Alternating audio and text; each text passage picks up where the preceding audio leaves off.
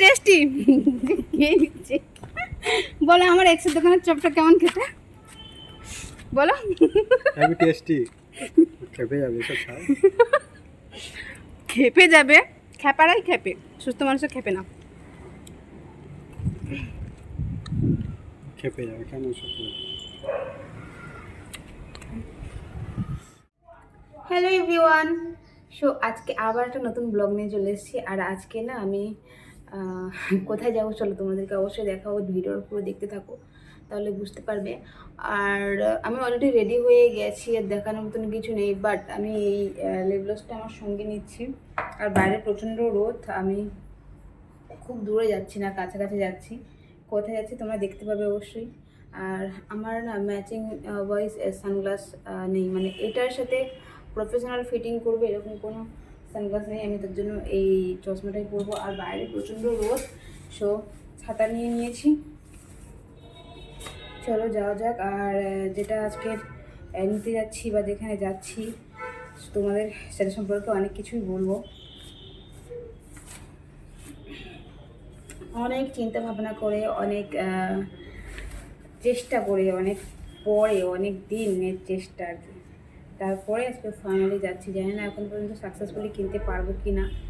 So সেই চেষ্টা বা ইচ্ছাটা নিয়ে যাচ্ছি, বেরোচ্ছি বাড়ি থেকে। তো চলো যাওয়া যাক। এটা আজকে আমার আউটফিট।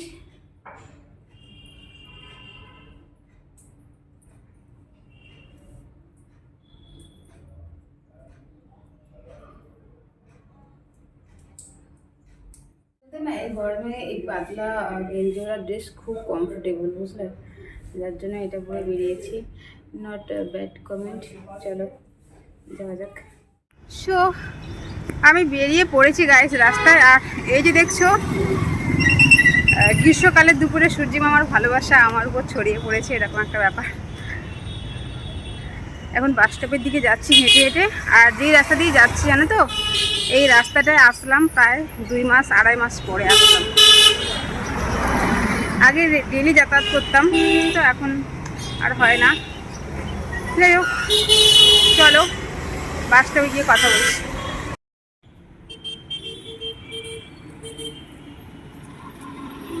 ফাইনালি চলে এসেছি আমি আমার গন্তব্যস্থল। আর এই দেখো কত পেশেন্ট এখানে ওয়েট করছে, আমিও ওয়েট করছিলাম। না না, আমি কিন্তু ডাক্তার দেখাতে আসিনি, আমি এসেছিলাম আমার কাজে। আর এটা ছিল ওয়ার্ড, ওটিকাম ওয়ার্ড। আর তোমাদেরকে না আজকে একটা জিনিস দেখাবো জানো তো, বাড়ির ছাদ থেকে পুরো শহরটা দেখাবো, কী যে সুন্দর। তোমরা অবশ্যই দেখলে বুঝতে পারবে যেটা কতটা ওপর থেকে ভিডিওটা করছি। দেখো কতটা ওপর থেকে করছি, পুরো মানে প্রচুর, শহরের প্রায় অর্ধেকটাই এই ছাদ থেকে দেখা যাচ্ছে। খুব সুন্দর ভিউ জানো তো।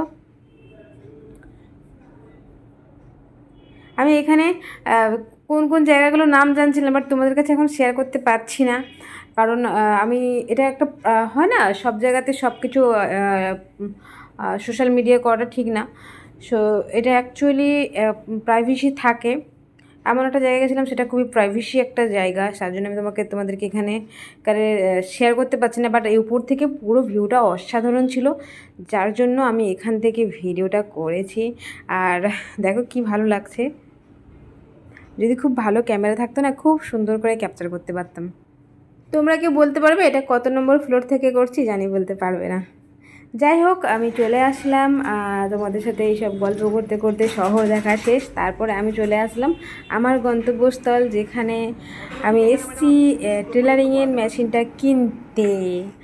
সো এটাই হলো উষা স্টোর, আমাদের মানে টেলারিং মেশিনের সবথেকে পুরনো ব্র্যান্ড এবং খুব ভালো কোম্পানির মেশিন এটা, এটা আমাদের বাড়িতেও আগে ইউজ হয়েছে, দেন আমি ইউজ করছি, একদম বিশ্বস্ত একটা কোম্পানি, যেটা তোমরা অনেকে জানো হয়তো। যাই হোক এখানে আমি এসেছি, অনেক রকম মেশিন ছিল।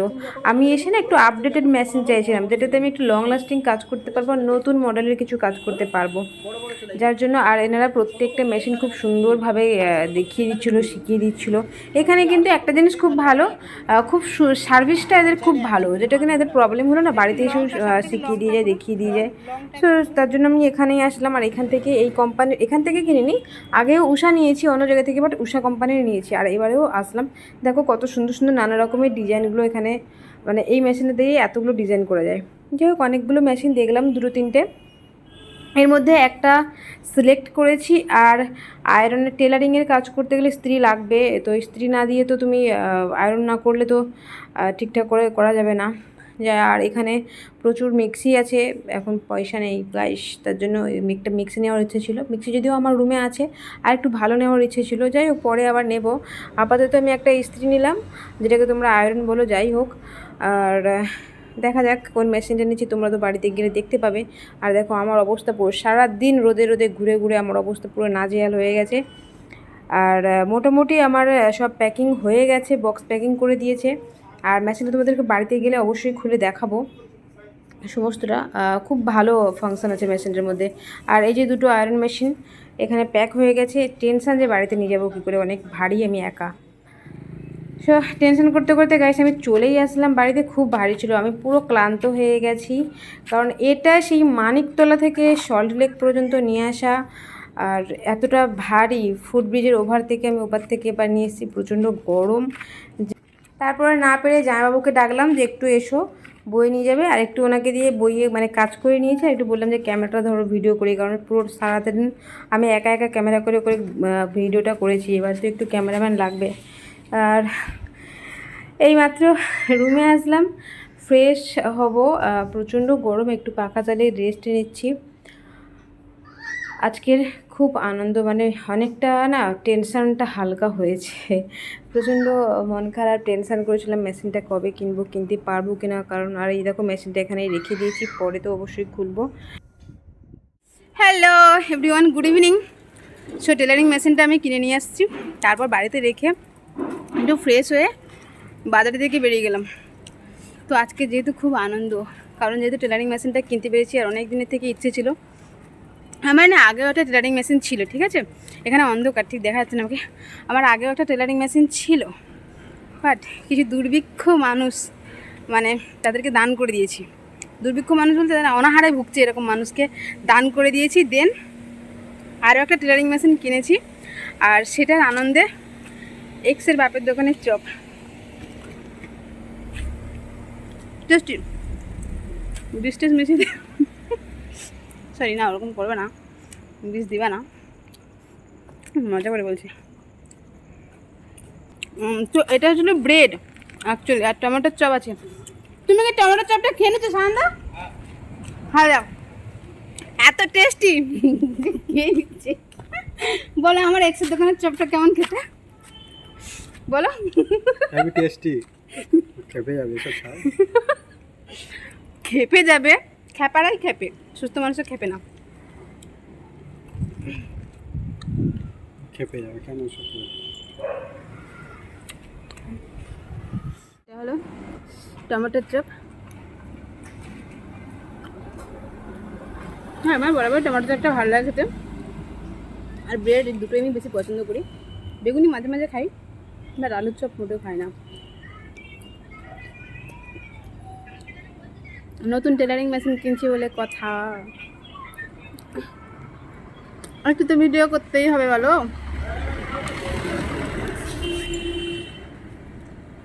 আর আগে যেটা ছিল কি বললাম তো তোমাদের, অনাহারে ভুক্ত মানুষগুলোকে দিয়ে দিয়েছি। তো এই হলো ব্যাপার। চলো আজকে ভিডিওটা এতটুকু, আর বাড়ি গিয়ে তোমাদেরকে পুরো মেশিনটা কেমন নিয়ে এসেছি, কী ব্যাপার, মেশিনটা পুরো তোমাদেরকে ভালো করে দেখাবো বাড়ি গিয়ে। চলো বাড়ি যাওয়া যাক। সো রুমে চলে এসেছি, আর এসে না রাতের খাওয়া দাওয়াটাও করে ফেললাম। আর এবারে ভাবলাম তোমাদেরকে মেশিনটা কি কি কিনে আনলাম একটু তোমাদেরকে দেখাই। অবশ্যই তোমরা দেখেছো যখন আমি মানে ওই স্টোরে গিয়ে ভিডিওটা করেছিলাম, তোমরা অবশ্যই দেখেছো। তো একটু ভালো করে তোমাদের কাছে মেশিনটা খুলে দেখাচ্ছি। তাহলে না, এটা হলো আমার ফিউচার। চলো আনবক্সিং করা যাক। আর কি যেন একটা বলবো, হ্যাঁ খুব টায়ার্ড হয়ে গেছিলাম জানো তো। এখন বাজে 11টা, এখন আমি তোমাদের কাছে এটা রাত্রি 11টার সময় এখন বেজে গেছে, আমি তোমাদের কাছে এখন এটা খুলে দেখাবো। আর টায়ার্ড হবো না, সেই সকাল 10টার সময় বেরিয়েছি। অ্যাকচুয়ালি আমি আমাদের একটা চেনা হসপিটালে গেছিলাম, তোমাদেরকে তো দেখালাম। যাই হোক, আমি পুরো ভিডিও তো ওখানে করতে পারি না। আমি মেডিকেল প্রফেশনটাতে থাকতে চাইছি না, আমার কেন জানি না, আমার যে কেউ টুকটাক করেছে না কি আমি বুঝতে পারছি না। না, কেউ টুকটাক করবে না, তবু আমার জানি কেন যে মন থেকে এরকম উঠে যাচ্ছে মেডিকেল প্রফেশনের ইচ্ছেটা, আমি জানি না। মানে মন থেকে পুরো ভালো লাগছে না আর, এমনি এমনি হঠাৎ করে। তো যার জন্য এই মেশিনটা নেওয়া, আর মেশিনটা আমার অনেকদিন থেকে ইচ্ছে ছিল। বরাবরই টেলারিং মেশিনে কাজ করেছি, ধরো মায়ের মেশিন ছিল টেলারিং মেশিন, দেন তারপরে আমি আবার নিয়েছিলাম।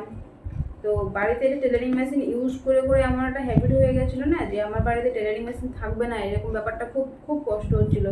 মানে প্রায় 5 বছর 6 বছর আমি পুরো টেলারিং মেশিনে না, মানে আমার কাছে ছিলই না। কি আর করা যাবে, একদিন তোমাদের কখনো সময় হলে সমস্ত স্টোরি বলবো, বুঝতে পারবে যে কীরকম সিচুয়েশান। যাই হোক, এখন আমি কিনেছি, আর কোনো কিছুই থেমে থাকে না, আর কেউ আমাকে চাইলেও থামিয়ে রাখার চেষ্টা করলেও পারবে না। আমি হয়তো দেরি হবে, বাট আমি পারবো, আমি নিজের মতন করে সব কিছু সাজাতে গোছাতে। একটু দেরি হবে, একলা লড়ছি, সো পারবো আমি, এটুকু বিশ্বাস আমার নিজের প্রতি আছে। যাই হোক, আমি আজকে প্রচণ্ড হ্যাপি।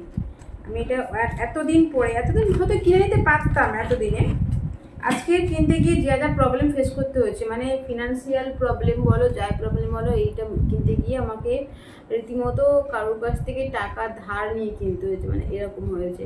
আগে কিনলে হয়তো এই প্রবলেমটা হতো না, বাট তখন আমার হাতে এত সময় ছিল না, সময় যেটুকু পেতাম সেটুকু এতটা ভাবিনি। বাট এখন এই যে বললাম, কেন জানি না আমার হঠাৎ করে এরকম চিন্তাধারা বদল হলো, আমার এরকম হয়। সো এটা তো এরকম এই যে ধারা আছে।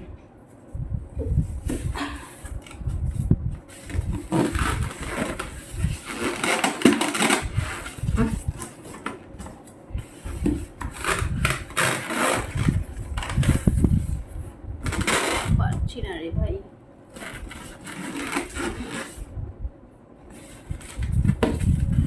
এটা কি কভার করার জন্য পেপার দিয়েছে একটা, বাট আমি যেটা বার করবো আমি তো বার করতেই পারছি না, বিগ প্রবলেম।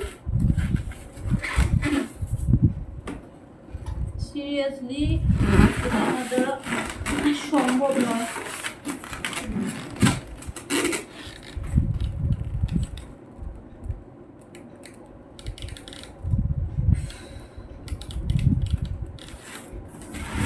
সরি গো, অনেক ভেবে চিন্তে আমি এটা খুলতে পারবো না।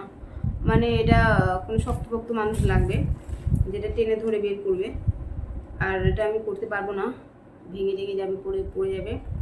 সো খুব আগ্রহ নিয়ে বসেছিলাম আনবক্সিং করবো তোমাদের সামনে, বাট সেটা আর হবে না, থাক। এটা মাস্টারি করতে গিয়ে কোথায় পড়ে যাবে, ভেঙে যাবে, মানে হাত স্লিপ পড়ে যাবে। যাই হোক, এটা আমি রেখে দেবো, বাট শুধু এটা দেখাতে পারলাম যে একটা কভার দিয়েছে সুন্দর। যাই হোক, এটা তো পরে কখনো না কখনো খুলতেই হবে, তো তখন তোমাদের কাছে অবশ্যই দেখাবো। আর যেটা তোমাদেরকে দেখাই, এটা কিনেছিলাম 1,500 টাকাটা ডিসকাউন্ট কুপন কোড পেয়েছিলাম। তো সেখান থেকে না খুব সুন্দর একটা আয়রন কিনেছি আমার নিজের টাকা দিয়ে। মানে একটা টাইম আমি আয়রন কিনেছিলাম, একটা আয়রন মেশিন কিনেছিলাম ফার্স্ট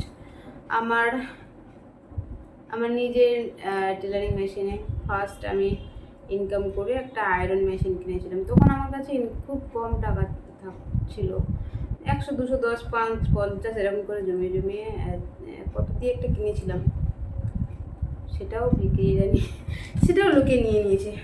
তো এটা বেশ ওয়েট আছে, প্রায় 1,500 টাকা, ডিসকাউন্ট করে অনেক কমেছে, 2,090 টাকা ফেলা আছে, বাট ডিসকাউন্ট করে অনেক কমেছে, যেহেতু ছিল কুপন কোড ছিল। আমার এটা 1,300 টাকা পেয়েছি, 1,350 সামথিং। এটা অনেকটা ওয়েট আছে, দেন আরও একটা শুধু একটা না হয় গাইজ, আরও একটা আয়রন মেশিন আছে,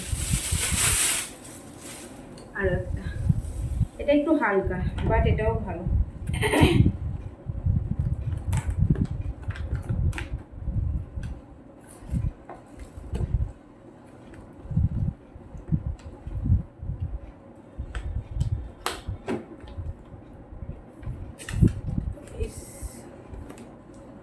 পারতেছি না।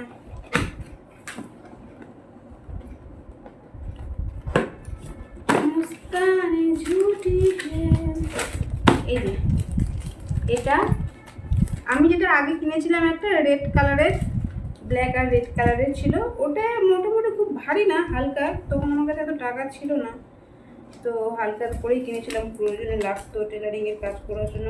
সময় হয় না, টেলারিংয়ের কাজ করতে গেলে কিছু কিছু কাপড় আয়রন করতে হয়, তো সেই জন্যই কিনেছিলাম। সেটা আমার কাছে এখন নেই। তো এটা আমি আমার টেলারিংয়ে ইউজ করার জন্য নিয়েছি, ওটা কাউকে দেবো গিফটের জন্য নিয়েছি। ভাই এটাও এরকম করে আছে, প্রবলেম তো।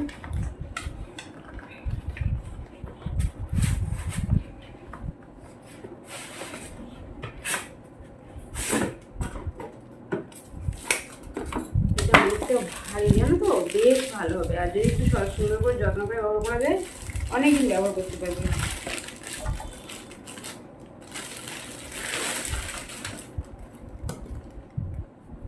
তাই না? এটা সুন্দর হয়েছে, আমার খুব পছন্দ হয়েছে।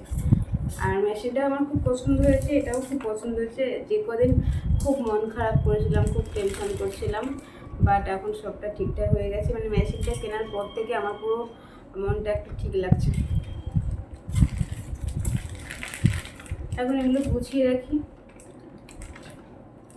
আর আজকের ভিডিও এতটুকু। আর এই মেশিনটা যখন খুলে পড়বো, যখন কাজ করব, তখন তোমাদেরকে দেখাবো। আর কি জানো, হ্যাঁ, চলো সবাইকে টাটা, সবাই অনেক অনেক ভালো থেকো। আর আজকের ভিডিওটা এতটুকু।